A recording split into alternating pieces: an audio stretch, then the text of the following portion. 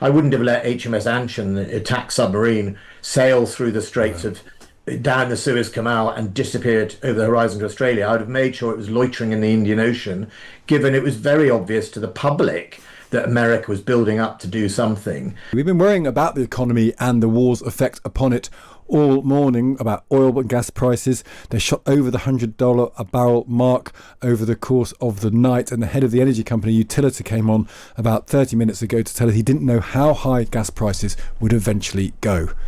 But Donald Trump has written on social media that these rises are short-term and the oil price will drop rapidly when the Iran nuclear threat is over. He says the increase is a very small price to pay for the USA and world safety and peace, and in capital letters says only fools would think differently. But how short-term is short-term? Can the war really end quickly enough to stop it hurting us all? The former Conservative Defence Secretary, Sir Ben Wallace, joins us now. Ben, morning to you.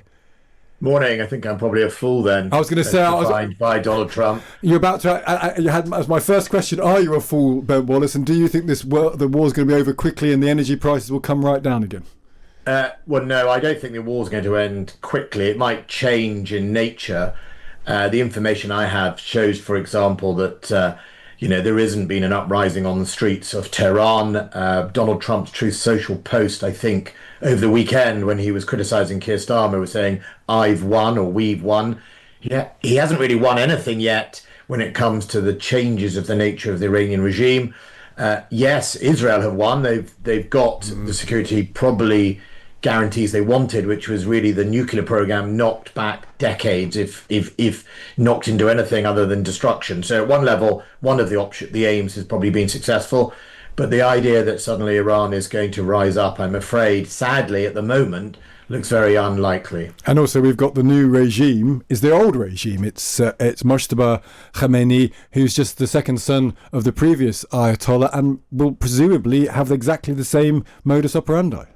Well, he's more of a hardliner than his father, which doesn't bode well for the region or security. And he was always rumoured to be the sort of anointed one, but there was also conflicting reports that his father had said, "I don't want that. I don't want this to be a monarchy. No. That's what we replaced." But ultimately, what I think we're going to start seeing in the next few days and weeks is the Gulf states asking themselves and maybe being a bit more public about anger towards the United States. They didn't ask for this war, and no one really did. And all their economies are going to start to tank. We've obviously the impact of the oil price. If you're Dubai or Qatar and Doha, where you rely on that world hub for those airlines, that's all in literally frozen. Bahrain is now being attacked, and while they can quite rightly will get angry with Iran for lashing out, I think there'll be an element of what we didn't ask for this, and our loyalty only goes so far to the United States. I think many people listening have no truck with Trump's intentions here and have no faith. And if you look at the poll, and they don't have any faith in his intentions here. But they will ask a separate question, which is not whether the war was the correct thing to do or not, but it's about our military preparedness. And I think the central question, Ben, might be, why are we so unprepared as a country when it comes to a predictable war in the Middle East? Well, I think the reality is, and I try and avoid the partisan piece, Stig, because, in every party there has been people like me calling for more defence spending over the years. There were many Labour backbenchers wanting Labour to spend more money. There were many Conservative frontbenchers. So, the tragedy is this debate gets reduced to, well, you didn't, or you did, or you cut this. There were lots of voices across the whole political divide saying we should invest in our defence, and the leaderships of the time didn't listen. So the current lack of readiness and availability is because, if you remember when the government came in 20 months ago, Rachel Reeves put a whole load of unfunded pressures on different departments. On the MOD, she put an unfunded pay rise. She also put the national insurance increases, which, while it doesn't affect the civil servants in the same way, what it did is all the defence contractors, all those people building the frigates, are allowed to pass that national insurance back. So suddenly the department had to find over 2 billion a year in day-to-day running costs that it had to cut. And running costs in the Ministry of Defence is training, is deployment, and is operating, which is why we didn't have anything really operating in the Middle East. when I was Defence Secretary, we had an air defence battery in Saudi Arabia that we could have moved. We always had ships in the Gulf. And, I laid out plans for extra air defence batteries in the army that this government has now paused or held back or even cut. So, we are less prepared with what we have because of a decision by this government to prioritise other things. And that doesn't help. But overall, it also shows that we need to spend more consistently on our defence because the threats are coming from all different directions. What's it like being the Secretary of State for Defence? Is it always the Treasury says no? I mean, and I wonder whether you feel a bit of sympathy for John Healey, who many people come in this programme and say he's a decent guy, he understands the military, he wants the military to be as prepared as it possibly can be, but it's always computer says no from the Treasury. Is that how government works? It ultimately works when the Prime Minister sets his or her priorities. To lead is to choose. And, the Prime Ministers of the many Prime Ministers, I think I served 5, all of them would say one thing from the steps of Downing Street about defence. And, they'd posture on the NATO summit and they'd posture at the G7, we're going to do this and we're going to do that. But they would never then come back and translate that to the Chancellor and say to the Chancellor, this is my priority, let's go and cut something else to pay for it. They would never do that. So you get this awful place where the public thinks everything's fine and the aspiration and the British sort of posing around the world of we're a world leader is not backed up by money.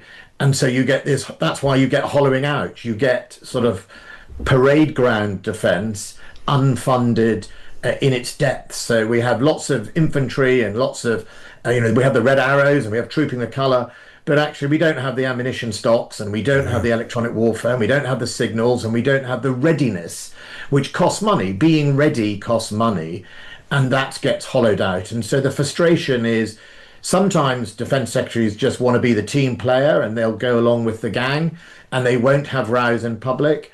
As you know, I would often come on your programme even as Defence Secretary and probably get in trouble afterwards because I would say to the public what the threat was. And if Prime Ministers didn't give me the money, I'd publicly say, well, we're not doing that. So you do have to, in the end, decide if you're defence first or Labour first. And that's the challenge to this government. Do you think the military chiefs might be moving in the background? Now, I've been reading a couple of pieces that suggest, has the attack sub that went past the Gulf on the way to Australia maybe moving back? The aircraft carrier HMS Prince of Wales might be readier than hitherto thought. Because there are some things presumably that can happen without the Prime Minister's say so, where the military just have to get things ready, knowing that they might be called upon in short notice. Well, again, that goes to the point, your question about being a Secretary of State. I took the view that I ran the department. I didn't need to go constantly across the road to Whitehall to ask permission to deploy ships or anything else. My job was to get things ready and in position if something happened, and that was my judgment. And if I got it wrong, I would be on this programme either saying why I got it wrong or I wouldn't be the Defence Secretary. But this government has done a different change. They've decided that it's all really run by Jonathan Powell, the National Security Advisor.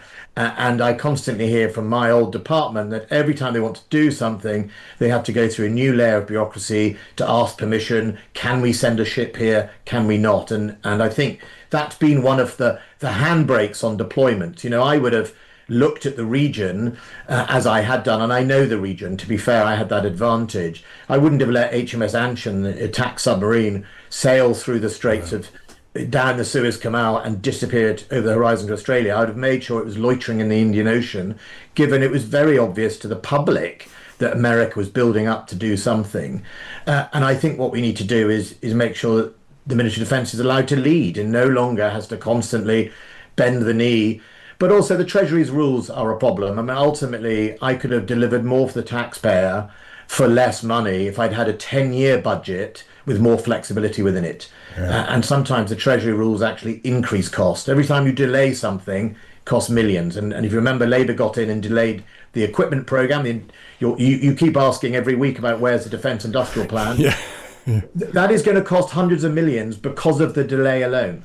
Because everything changes, inflation gets to it. We're going to keep asking it until we get an answer to it, I suspect. We'll also ask how much that's now going to cost extra because of the delay. That's a very good question. I've written we'll add to the list. I've written that down. Ben, great to speak to you. Thank you for taking the time. Thank you. That's Bye-bye. Ben Wallace, the former Conservative Defence Secretary. Really how government does or doesn't work when it comes to actually defending the realm, which is supposed to be the first priority of government. And there is a suggestion that that submarine that Ben Wallace mentioned there in that interview, the one that headed past the conflict out to Australia, is on the way back, potentially. There's some reporting in the Daily Telegraph this morning. We'll keep an eye on that.